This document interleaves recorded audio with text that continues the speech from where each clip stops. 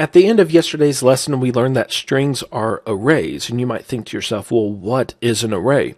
If I were going to define array, I would say that it is a group of like values. The key phrase being like values, because we can have an array of characters, which a string is, or we can have an array of integers, or an array of XML documents, or an array of strings. But we can't have an array that contains each of those types of data. An array has to be of a specific data type, and only values of that type can be stored in an array. There's no doubt that arrays are helpful. In fact, in the case of the string class, which is an array of characters, we would have a hard time storing words or phrases or anything else that a string can contain without an array. Because a string is an array of characters. But there is a limitation to arrays, and that is they are fixed length. Whenever we create an array, we have to specify its length, and we do that either by explicitly giving it a length or by assigning the data that we want to be stored within that array. So whenever we create an array, we cannot change its length. Of course, we can put less data inside of it, but that array still has the length that we defined it as, and we can't grow that array either. So there is some limitations that we will actually break tomorrow with a different type of collection. The arrays are very strict, very limited, but we have another type of collections that we can use if we need more flexibility. But that's tomorrow. Today we need to learn how to create arrays, and we do so very easily. And in fact, whenever you learn how to create an array for one data type, you know how to create an array for any data type. So let's create an array of characters. We are basically going to kind of do the same thing as a string, but not actually create an actual string. Okay, so to create an array, we first specify the data type that we want to create, or that we want to contain within this array. So a character in this case, and then we want to say that this is going to be an array. So we use square brackets, and we don't put anything inside of them. And then we have the name of our array, foo, in this case. Now you can notice there's a pattern here that's being used here. And that is because the args parameter is an array of strings. So as I said, whenever you know how to create an array for one data type, you know how to create them all. So we want to actually create this array. So we will use new, followed by the data type. And in this case, we are going to be explicit as to its length. We will not assign data to it yet, but we will give it a length of 10. Actually, let's do a length of 5. And that's it. We have now created an array of characters. So now let's assign values to each of the what are called elements of the array. And the elements are each item within the array. We have a length of 5, so we can store 5 characters inside of this array. And to do that, we use their index numbers. So we start at index 0. We will assign it a character of H. And for the index of 1, we will do E. For the index of 2, L. We will do the same thing for index 3. And index 4 will contain O. So the array is going to contain characters H, E, L, L, and O. And of course, if we wanted to, we could turn this into a string and have the string hello. Well, let's do that. Well, not necessarily create a string from this character array, but let's print these characters out to the console window so that it looks like a string. And to do that, we will use a for loop. Our counter, I'm going to call I. We are going to run this loop for as long as I is less than foo.length. Every array has a length property. And then we will increment I one at a time. Now we want to do console.write because we want this to look like a string. And then we need to write the value of each element in the array. Well, how do we do that? Well, we have used the index notation here by using 0, 1, 2, 3, 4. We have assigned each index a value.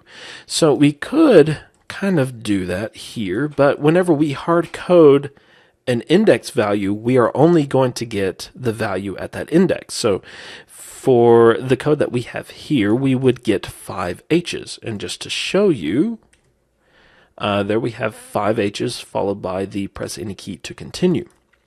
Let's write an empty line to put that on a new line.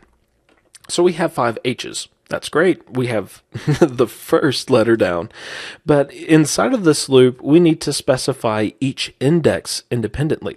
Well, we can do that because we have a counter, and the counter starts at 0, and we are incrementing it one at a time, which is basically the index of every element in this array. So instead of hard coding the index, we can just use I.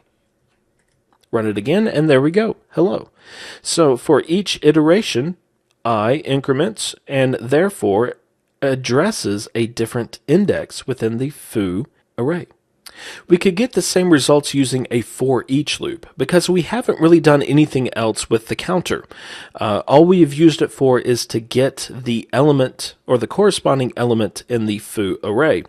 So we could just do for each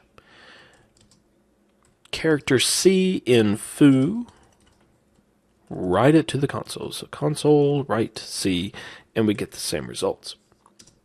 Now you can see that there's a natural relationship between loops and arrays. Most of the time, if you are going to use a loop, you're doing so to iterate over an array. And it's really what you need to do that determines what loop you are going to use. If all you need is each element in the array, the for each loop is going to work just fine for you. But if you need the counter or the index number or anything like that, then the for loop is going to work better for you. Now, I personally don't like defining an array in this way.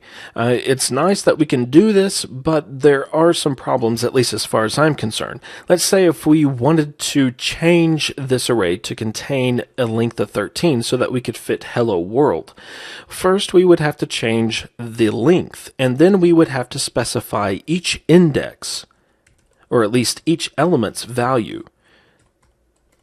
So in order to go all the way to the exclamation point at the end of world, we would have to specify foo, and then the index, and then the value. That's just more headache than I want to go through. Now, there are going to be some times when we do have to create arrays in this way, because we might not know the values that we want to store in each element, but we know the length at least.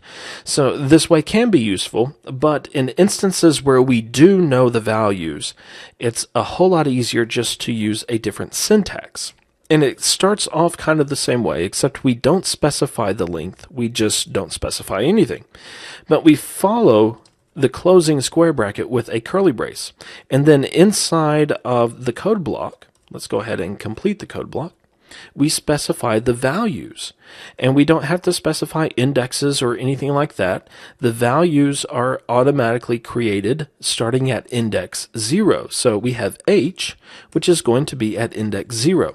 But then in order to specify the E, we have to use a comma, because this separates one element from the next. So we do E, and then we do L, the next L, and then we do O. And we don't have to use a comma after O because O is the last character in our array. Now, if we were going to go to hello world, of course, we would want to put a comma and then the character comma and go through all of that, but we won't go there. So this creates the same array as we did before. Each character is at the same index as it was before, but we did so using less code. So anytime you do the same thing with less code, it's always a plus in my book. So how you create an array is going to be determined by your specific needs. If you already have the information that you want to store within the array, by all means use this shortened version of array creation. I mean, after all, it's less code. But if you don't have that information, if you get it later in your code, but you do know that you need an array, and you happen to know how long it's going to be or its size, then go ahead and create the array and then use index notation to assign values at each index of the array.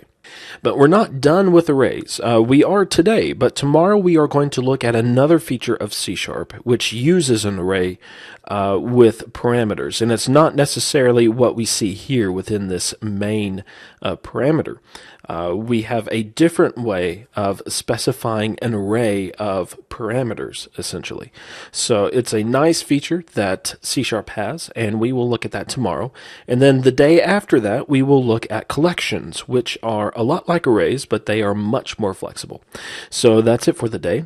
Have a wonderful day, and I will see you tomorrow.